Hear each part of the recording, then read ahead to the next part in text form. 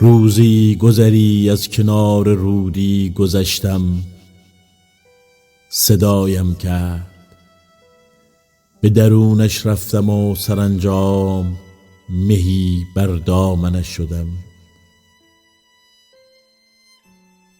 روزی گذری از کنار کوهی گذشتم، صدایم کرد، بر فرازش رفتم و سرانجام سایه‌ای بر سر بیشش شدم.